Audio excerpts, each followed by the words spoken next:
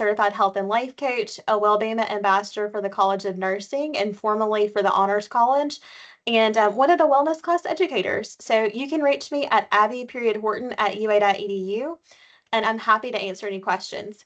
So my disclaimer is that this is just for educational purposes. It doesn't constitute medical advice. And if you have really specific questions or health concerns, it's always best to contact your healthcare provider. I always like to tell people I am a nurse, but I'm not your nurse. And so I think it's really helpful that we can answer like general questions, but specific questions really would be best answered once with someone that actually knows your healthcare history and kind of, what's been going on with you, because that really paints the big picture of like what your health looks like. So we want to talk about everyday reasons for aches and pains, just like the common factors that play a role in that, explore how we can manage everyday aches and pains, and then learn specific strategies to support pain relief and to actually prevent the aches and pains. The saying is, what is it? Prevention is worth an ounce of prevention is worth a pound of cure. I think that's it. My grandmother always said that. So, how many hours a day do you sit? I would love for you to answer that in the chat. And Miranda, I may need your help seeing the answers. Yeah, I can read them to you. Okay. Too many, 6, Yeah, 4 me to too. 6, 3 to 4, a lot of too manys, 7, 6, 8, 8 or plus, about 6, 7 and 9, at least 6, 5, a lot of too Yeah, manys, so many too yeah, manys. yeah. I I think love the that. And lowest one I've seen is 4. that's really good. That four is pretty good. Well, I want you guys to think about, and I am definitely, I'm going to use the word guilty. I'm using fun language, not clinical language today, but I'm definitely guilty of sitting too much and of being on my phone too much. It's so easy to run your life from your phone, and if you've been around for a while, you know that I have rules for my life that I try to keep, keep me on the path, right? So I'll, have a rule about, I don't text and drive. I don't typically take phone calls and drive, even though I can do that hands free. Um, I don't like to drink coffee without also drinking water. I don't, like to sit more than an hour or 2 hours without getting up. Like I have all of these rules about things like that. And one of the things that I think is really important is to create those kind of quote unquote rules for yourself. And really good ones would be to create just like a standard, right? It doesn't have to be a rule. I like rules, but other people might want to call it something different. It doesn't really matter. But just like a rhythm or a flow or a standard for yourself. So getting up every hour for at least 3 or 4 minutes and doing squats. So we call them body weight squats when we don't do anything else. We don't add weights, but we just get up and literally do 10 squats. Research has shown that doing 10 squats every hour is as beneficial, and some say more beneficial, than doing an actual sustained workout. And I know that sounds wild, but our bodies really like movement continuously throughout the day versus having movement just like for 1 hour. So for many people, the standard is like, I'm going to go and do this really great HIIT workout for an hour and push myself really hard. And then they might sit 4 or 5 or 6 or 8 or more hours a day. And also kind of thinking about if we were working in kind of more of like a desk job, which I definitely am in that now since I'm not in clinical or in the hospital as much.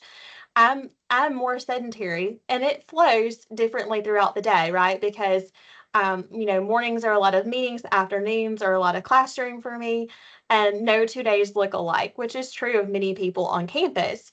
And so you have to kind of think about when you get done at the end of the day, how much are you sitting at night? If you're like me, probably more than you think, and we're probably on our phones more than we think. So, some rules that you could create is I'm not going to watch my favorite show on Netflix or Hulu or something without first doing a 10-minute walk. Or I'm only going to watch that show while I'm walking on my walking pad, which that's a really great way. A walking pad can be less than a couple of $100s and can slide under a bed or can kind of tuck into a corner. I got rid of my treadmill because it was so big. I had to put it in my garage, and treadmills and motors for treadmills don't fare very well in Alabama summers, Alabama Julys. And so, I thought, what could I do? So then walking pads became really popular a couple of years ago, and I got one on sale, like super sale for less than $200, and it tucks in all the little corners. So now if I want to watch something, I can literally put my phone or my iPad or my Kindle on that little tray and walk. And so I can say, okay, I'm only going to watch this show, or I'm only going to be on social media for this amount of time if I'm doing my walk. So that could be an Abby rule that I created. Now, I'm not super great at that right now, but it's one of the ones that I want to develop this year. It's a habit that I think would really serve me well. So I want you guys to think about your phone usage and how much you sit and how you might create your own rule to help you get more active and more mobile throughout the day. So just because something is common doesn't mean it's normal. And I think that that is really the key takeaway from this, right? So because a lot of us, especially as we start to age, we start to have a lot more aches and pains. And so because all of our friends, our neighbors, our colleagues, because we're all going through that, we think that that's the normal. And when we think something is normal, we just tend to accept that, right? And so accepting that means that we sometimes don't question, well, hey, I wonder why I am feeling those aches and pains. I wonder why I am having more difficulty sleeping. And sometimes our aches and pains are because we're not hydrated, are because we're not standing up enough, are because we're not getting enough sleep, or we're not getting the nutrients that we need. If we're low on vitamin D, for example, we might have a lot of aches and bone pain. Um, so that's something to consider. There may be a real reason for why you're having those aches and pains, or it could just be that you're not stretching enough. It could be that you're not moving or exercising enough. It could be that you've had an injury that gets bothersome. So lots and lots of reasons to explore. But the reason I think it's very key that we think about, just because common is common doesn't mean it's normal, is because then we start to question, well, should I feel that way? Is that something that I can actually address? Maybe drinking more water and stretching every day would make that ache and pain better. So just get curious about your symptoms and kind of, think about the things that you've just accepted as, I'm 40 now, or I'm 50 now, or I'm 60 now. This is just how life is. Think about, well, is there something that I could do differently and see if that makes it better? So aches and pains can be your back, your neck, your shoulders, your hips, your knees. It can be bone pain. It can be muscle pain, like muscular pain. It can be tissue pain. So people who have fibromyalgia have a lot of like fascia and tissue pain. It could be sharp. It could be dull. It could radiate, meaning it starts in one place and it goes somewhere else. There's lots of ways that we can describe aches and pains. And it can impact not only the quality of our life, but also our mood and our sleep and our productivity. And you don't have to live in pain. So small changes make a big difference. And sometimes we forget that. So get a checkup. I think it's always really helpful that if you haven't seen a healthcare provider, go and get your labs done. If you have nutrient deficiencies, if you have different things that are, showing up on blood work, that can definitely impact how you feel. And your body sometimes only has the ability to give you an ache or a pain to kind of get our attention. And so, if you're taking over the counter medications and you don't get relief, and this goes on for more than a couple of weeks, then really the pain management and the rest that you're giving yourself, if that's not working, that is really a good time to get a healthcare provider to see you. You also can get a routine exam, so your annual physical exam, you get your blood work, any x-rays or tests that you think that you may need. Also, a well-BAMA screening is a great way to get some of those numbers. And then once you've got that information, you can really start developing a plan for healing and preventing those aches and pains. Because you can't really get to the root cause unless you know, okay, is there something? Is there an old injury? Is there a blood work number that's off, something like that? Is there something that you can actually do to actually make this better? Or is it just maybe more that you need to eat, a little healthier, you need to drink a little more water, you need to sleep a little bit more, you need to move and stretch a little bit more? All of those things that I just named are going to help you, even if you do have something that's more acute, that's more, kind of physiological in nature, a diagnosis. those kind of wellness basics that we have a class on will make all of those other things at least a little bit better. So stress can cause aches and pains, especially when you feel like, oh my goodness, maybe I just have the flu. I just feel kind of yucky and I just feel kind of fatigued all over. A lot of times that is stress and fatigue. Dehydration can feel that way too. Poor sleep, we know when we have had poor sleep, if we get less than the number of hours that we particularly need, that can be difficult. So the recommendation is 7 to 9 hours. I have tested this out over the summer when I had a little bit more of a flexible schedule because you need more than a couple of days. So the next time you take vacation or we're on winter break or something like that, think about going to sleep at a time that is comfortable for you and then not setting an alarm so that you wake up at your natural time and clock how many hours that actually is. And when I did that over a winter break, over a summer, after I had given myself a few days to kind of decompress and kind of get into a new rhythm, what I noticed is that when I slept 9 hours, I felt pretty good. When I slept 7 hours, I felt pretty good. But ironically, if I was in kind of like the 8 hour mark, I didn't feel great.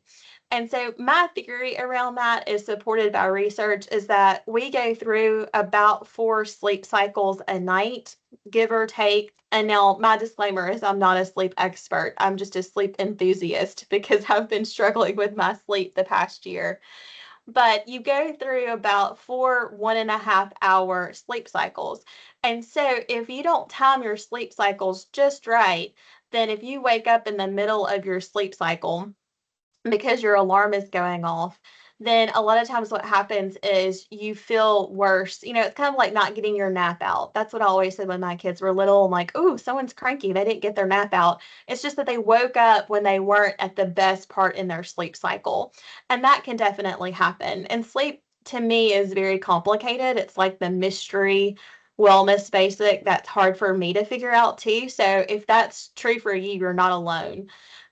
But working on sleep is really important.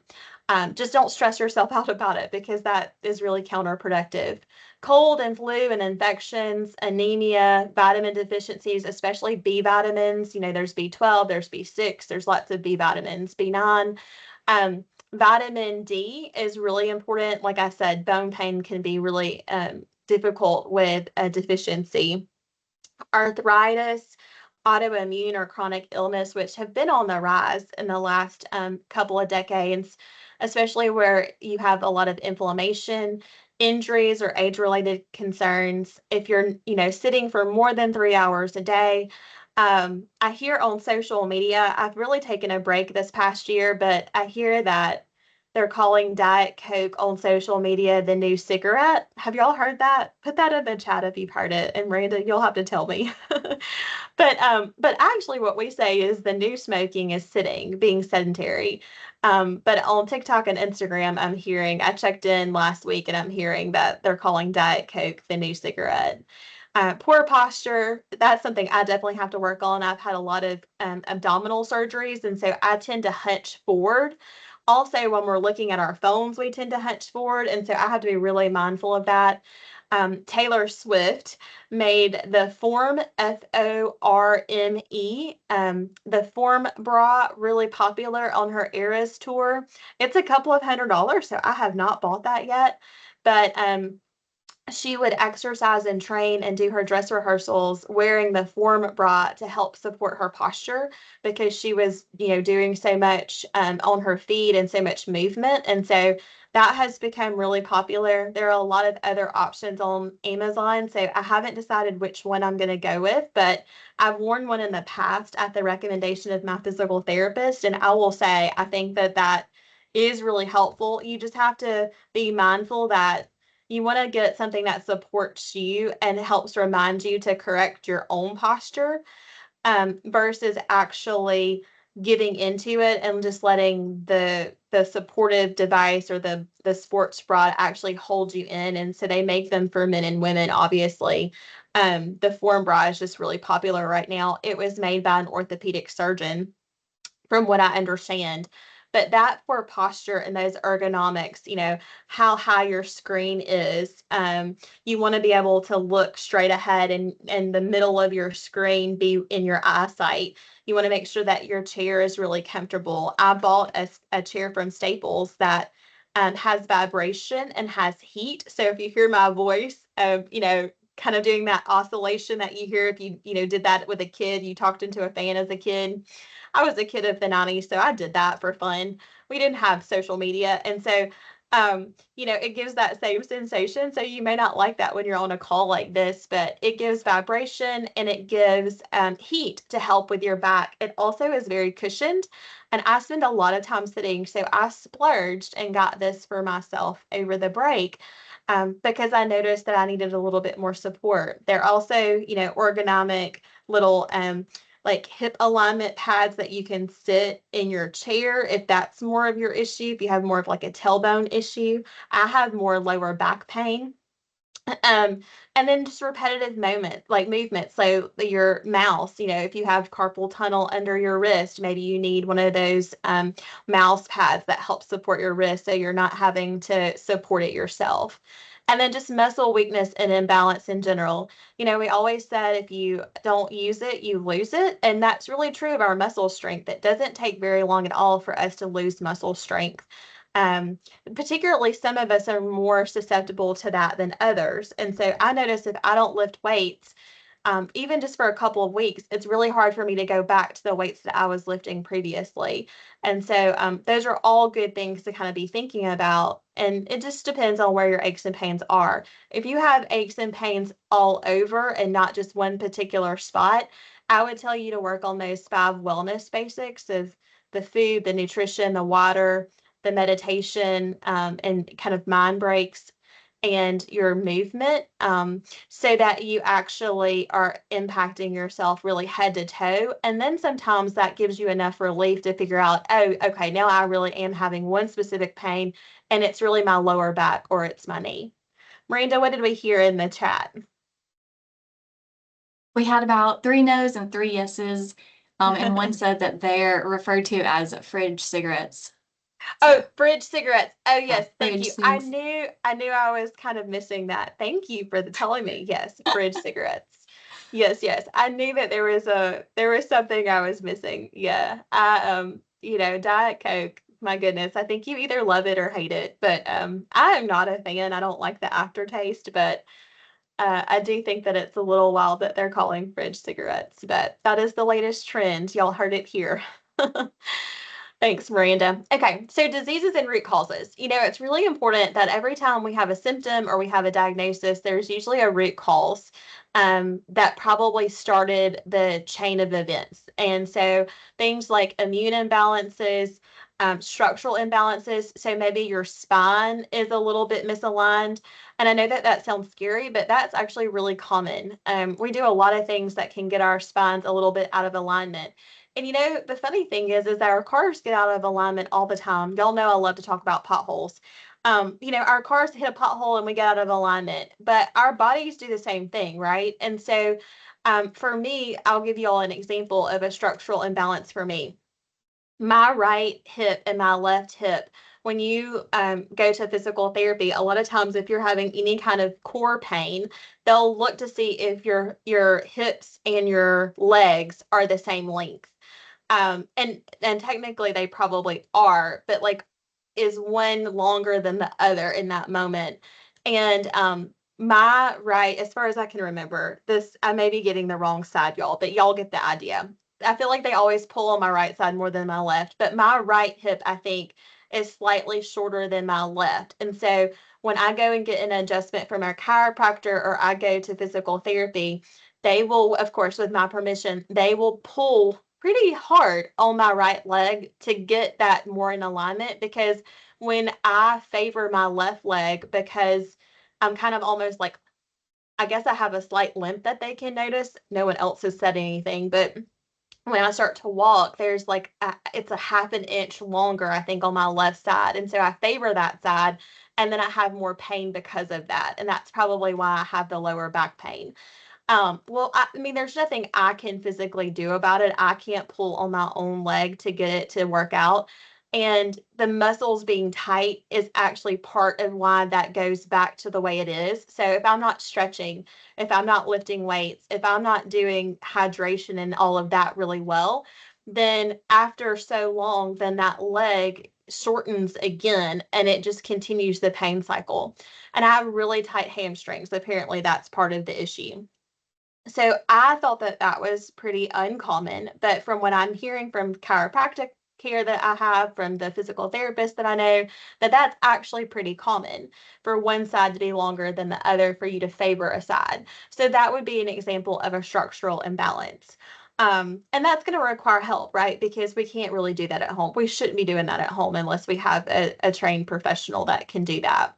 Inflammatory imbalances are super common. We hear a lot about seed oils, and I think that's something that we really need to pay attention to. So, not using canola oil and vegetable oil and having a lot of fried foods, which we tend to like in the South. I definitely love fried foods. I love fried okra. Well, I really haven't met a food I didn't like fried, but I love fried okra. It's kind of my Achilles heel. But I try not to eat it that much because it just is not something that's overly helpful for me. And it's definitely not healthy, probably, for most people to eat it as much as I would love to eat it. But inflammatory imbalances are anything from breathing in toxic fumes to, fog and smog days to having, Glade plugins and all of these air fresheners and scents and candles and things. It can be the seed oils. So it's recommended to switch to like avocado oil is one of the favorite ones to cook with. Um, it can be from perfumes, from makeup, anything with a scent. Um, it can be from an injury, that never really heals. It can be from, things like parasites or, what we call stealth infections. So infections that they're called subclinical infections, meaning that you might have an overgrowth of something and it would constitute an infection, but it's not quite bad enough, like your immune system is handling it enough not to alert anything. Hormonal imbalances, toxic chemical exposure. We have tons of chemicals. Since the 1970s, we've really had an explosion of chemicals, and most of those have not been tested for their safety. So that's something to, be mindful of. Digestive imbalances. A lot of folks have issues with their gut, and so gut health is, again, I think gut health and sleep are the two hardest things, even for me personally, to kind of figure out and wrap my head around. And then mitochondrial dysfunction. When we have so much overload, there's a book called The Rain Barrel Effect, and it's written by a naturopathic doctor, Dr. Stephen Cabral. And the book is really helpful, I think, because it gives a good visual of there's a rain barrel, and the more that you put into this rain barrel, so the all of these imbalances that are listed here, all of these exposures, add in stress, add in sitting, add in fridge cigarettes, add in all of these things, right? And the more that you add in to your barrel, this rain barrel that's collecting all of this, the more full that it gets. And so by the time you get to the top of the barrel, it's not that that virus or that infection or the flu or COVID, or it's not that that was like the end all be all thing that made you sick. It's just that it was one more thing that made everything spill out of the barrel. And so that's kind of how he explains all of the factors of health. And I think that's really important because those root causes, once you get to, fibromyalgia and autoimmune and obesity, a lot of times it's because of these underlying issues. And so you might get on a medication for your diabetes, or you might get on a medication for your thyroid. That's a really common one.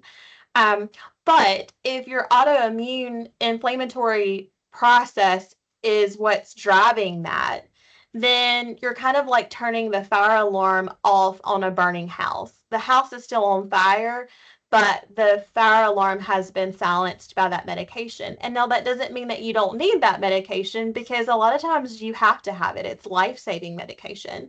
Many of you know my husband has diabetes and he is on oral medications. He takes insulin. He's now on a GLP-1 to try to get him off of the insulin for long term, because that's, in his medical team's view, that's more, you know, it's safer, it's a more healthy option long term for him. So I am not anti medications at all. We have to have that. But I think it's really important to dig deeper to the root causes. And what are those root causes? Usually it's going to go back to inflammation, but what's driving that inflammation? And you just keep going layer by layer by layer, much like you do when you're digging in the dirt. So, Hey, Abby, so we had two questions I yeah, thought I would absolutely. bring up while we were still on that side. Sure. Someone asked, what about menopause? And then do you recommend grapeseed oil? Yeah. So I use grapeseed oil for essential oils as like a carrier oil, as a diluter. I haven't used grapeseed oil for anything beyond like beauty and skincare. Um, Most of the time, avocado oil is what's recommended, or coconut oil, but coconut oil is a little bit more difficult to cook with. But if you have really specific questions like that, and you like really want to do a deep dive, I highly recommend making an appointment with a registered dietitian nutritionist. I like to use Nourish, and it's free through our Blue Cross Blue Shield. They pay for those consultations and you do them via Zoom. But we also have some great providers here on campus for us, and I've used them as well at UMC. But we have been able to sub out. But now I love grapeseed oil just for beauty and for skin and for carrier oils, but I haven't really used it as a cooking oil or anything like that. What was the other question, Miranda? It was what about menopause? I guess could it be a root cause? Yeah, I think that's menopause close. is really more of a symptom because menopause, if you look at the data, and again, not a menopause expert, but I'm definitely in perimenopause at this point. I've been joking about that mainly for stress relief for a couple of years, but I really am in perimenopause now. And so I'm not an expert yet. I'm going to be a lived experience expert in about 10 years when this is all said and done. But if you look at the research, menopause really should not have as many symptoms as it has, but it does in America and some of the other industrialized nations because of our lifestyle, because of our food sources. Many women who are very supported in their health and in their life, they manage their stress well, they sleep well. I know this sounds like a unicorn situation, right? They manage their sleep, they manage their stress, they get good nutrition, they drink water, they move their bodies, they do all of the basics right, and they have pretty good balanced hormones. Eventually, our hormones are all going to change no matter how fit and healthy we are. That is just how our bodies are designed. So menopause is something that we're supposed to go through. But just like having a menstrual cycle, some people have a lot of symptoms with their menstrual cycles, and some people really don't have any, right? And I know for me, that was hard for me to believe that there were some women that had a menstrual cycle and it was just like a blip on the radar, like it wasn't a big deal. I always was very symptomatic. Those folks who are always, pretty symptomatic with their menstrual cycles are probably going to be the ones who also have a lot of menopause symptoms. But the research shows throughout the world that in other countries that have better work-life balance, that have better stress management, that take care of their bodies in a healthier way, think the blue zones, those folks don't tend to have as many symptoms or any symptoms of menopause other than just blood work changing. And they tend to have a later onset of menopause, more into their mid to late 50s and early 60s versus in our mid 40s. And some have even said women are starting to go through menopause in their mid 30s. For me, mine is more of a medically induced perimenopause menopause situation. So just for those of you that this might, help you, I always don't mind sharing because I think we learn by sharing and by telling stories. But I had a hysterectomy at 27 because I was having profuse bleeding. You would probably even say hemorrhaging at some points of like could not stop the bleeding. They were considering doing blood infusions, blood transfusions, because I was having so many issues with bleeding after my last pregnancy. I had bleeding every day for a year. I had a uterine ablation. Those are usually 80% effective. And of course, I was a part of the 20% that after 6 weeks, my periods resumed. And so I ended up going through another 6 months of almost nearly bleeding every day. So 18 months of nearly bleeding, very heavy periods every day until I had a hysterectomy at 27. To have a hysterectomy at 27 is quite the ordeal. You have to go through a lot of paperwork and a lot of hoops because they don't like to remove your uterus at that stage of your life. That's pretty young. But so after 18 months, I was able to do that. And I did have a partial, so I still have my ovaries and my fallopian tubes and all of that. They just literally took the uterus.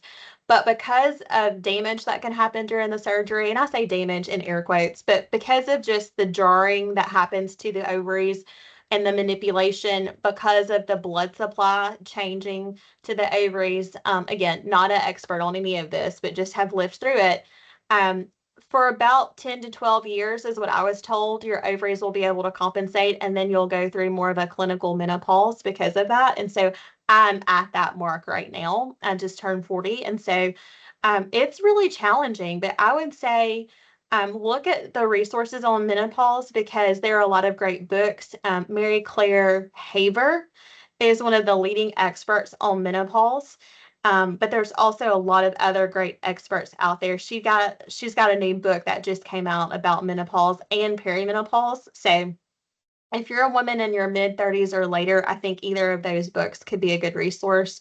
She also has a lot of podcasts and a website and a newsletter that you can get some of that information for free. But menopause is definitely a symptom, not a root cause, in my opinion. So we talked a lot about this, but definitely think about the risk for back pain, poor circulation, and chronic health conditions like heart disease. Even if you're just exercising for that 1 hour a day, you're still really getting a lot of sedentary, moments, and you're not moving your body. That's why when you get up at the end of the day, especially as we get older, you'll notice inflammation or what we call edema in your legs and your feet, and that can be challenging. So this is a mini routine that you can try every hour. So I said to, do your squats, but you could also do something like standing up and reaching your arms over your head, doing your PE arm circles. That's what I call it, forwards and backwards, marching in place, do high knees. How much can you get those knees up? 5 hip hinges. So that could look like bending over. I think those are harder. I wouldn't do those. I would do this 10 squats and then kind of rolling your neck side to side like that. You might hear like a little bit of popping and creaking, a little bit of popcorn is what our chiropractor calls it. And that's usually okay as long as you don't have any pain. So that can be really, really helpful. Just kind of like shrug your shoulders, right? And if you notice your posture, people always are like, oh, roll your shoulders back and, try to correct your posture in that way. I was actually taught by a new physical therapist, and I think this really works well. That actually can lead to rounding your shoulders more. So you just literally think about just popping your shoulders back instead of going up and over, and that helps not round your shoulders. I have found that to be really helpful for me. So fixing your posture, things like flat feet, your knees are 90 degrees, your monitor's at eye level, stack your spine. So meaning like make sure that when you're rolling up your full spine. Um, that you aren't squinting or straining. 2020 rule. So every 20 minutes, look up for 20 seconds, 20 feet away. So that might be out the window or down the hall. See if you can do walking meetings or phone calls. Can you stand up and you just kind of pace while you're on the phone? Taking breaks and taking the stairs and going outside to get some good sunshine. Um, Mentioned head rolls, shoulder circles, hip openers. Motion is lotion for your joints.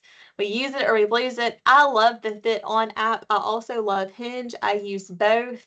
Miranda told me about both of those actually, so I want to give her a shout out for that. They've been really good favorites of mine over the years.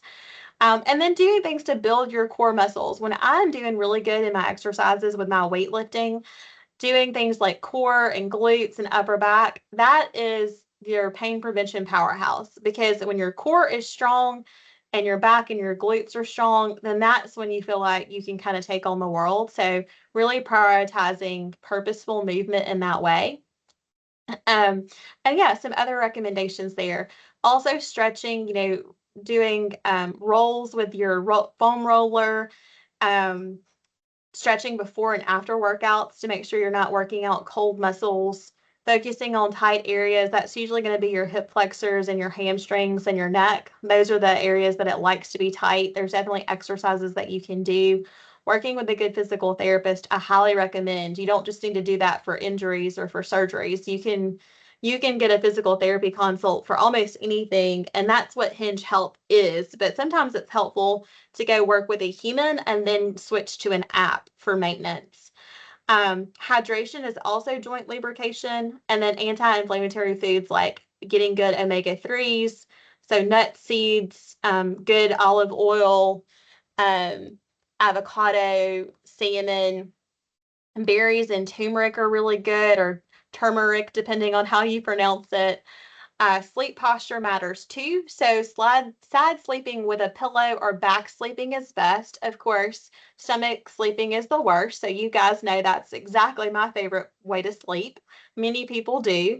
But that can put a lot of tension on your body when you sleep on your stomach. Unfortunately, I don't sleep well if I don't sleep on my stomach. So you kind of have to do what your body wants to do, but just know you're going to need a little extra support. Foam rolling or massage balls can be really helpful. That's what you see in this picture here. Ice and heat, depending on what you need, but doing heat too long can actually keep that inflammatory process up. So can taking over-the-counter or opioid medications.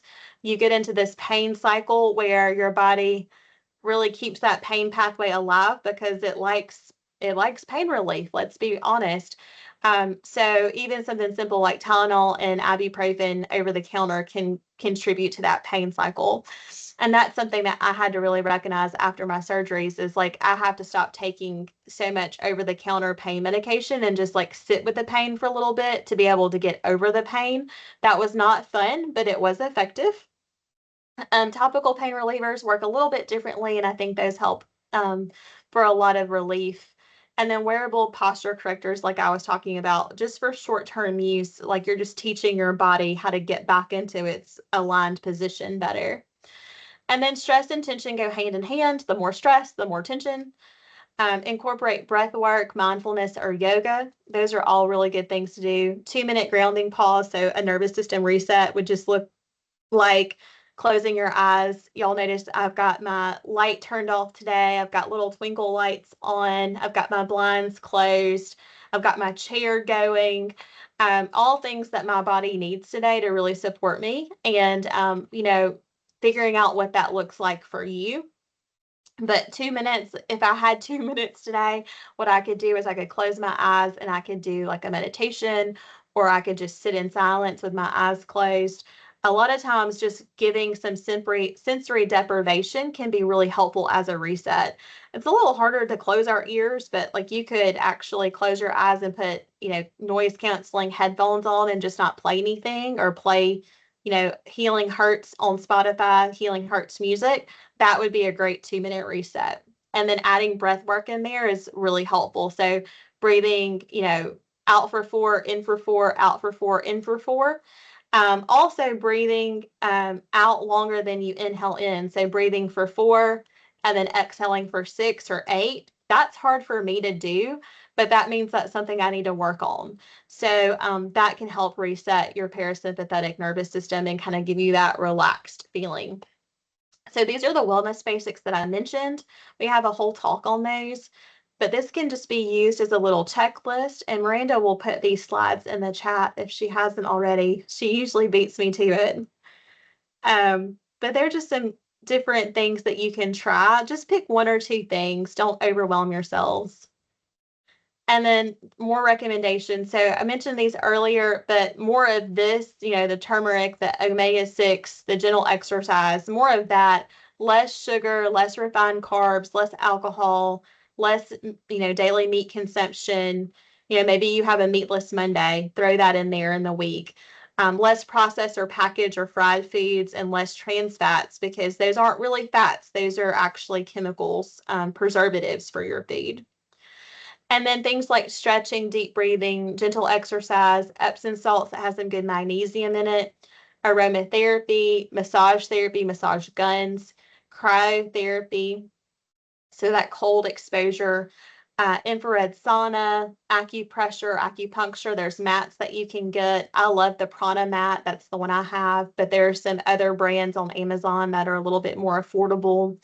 Chiropractic care, physical therapy, being outside. It's called forest bathing. It's a Japanese concept. Over the last probably 13 years, I have access to do all of these, modalities. But when I first started out, like I had to do the free things. I had to do the stretching, the deep breathing, and the water because I didn't have access or extra money to put into any of these other items. And so when I tell you that I do, something, I buy this chair or I'm thinking about a posture corrector or something like that.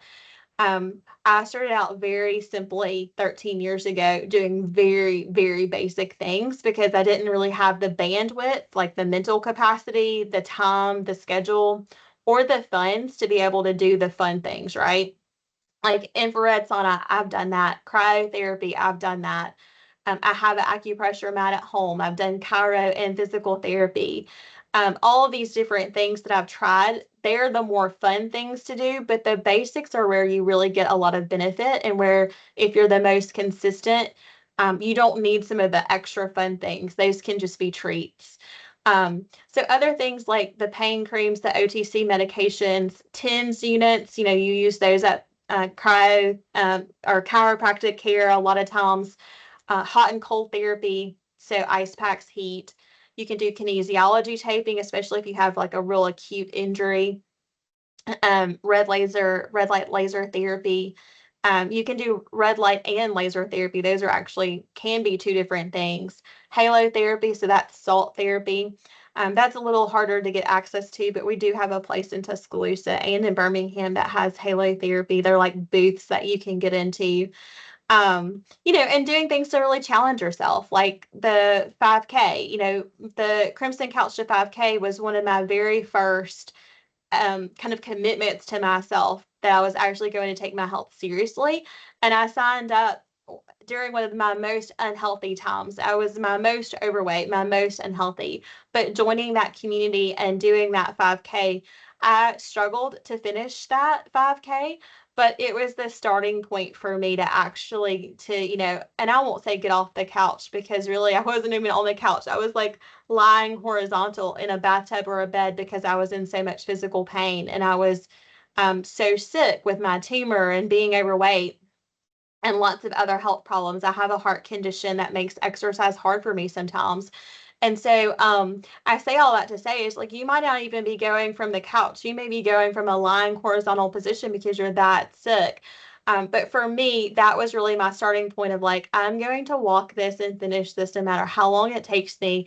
And I'm going to let this be the starting point to commit to finding out things and being curious. And it took 10 years for me to figure out that I accidentally found out that I had this tumor and had the surgery 3 years ago this week to remove an adrenal and liver tumor that was causing a lot of my health issues. That was one of my root causes. Inflammation was really the main root cause for all of that. But it was really difficult to prioritize my health when I had so many challenges.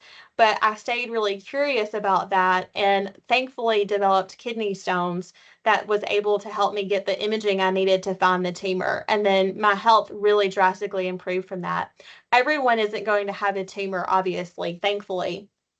But if you're continuing to do all of the right things and you still don't feel better, reach out, get a nutritionist, get a physical therapist, get a chiropractor, get a support group in the well-being community, and stay curious. Like try things out like when we're kids. When we were kids, we were really curious about all of the things.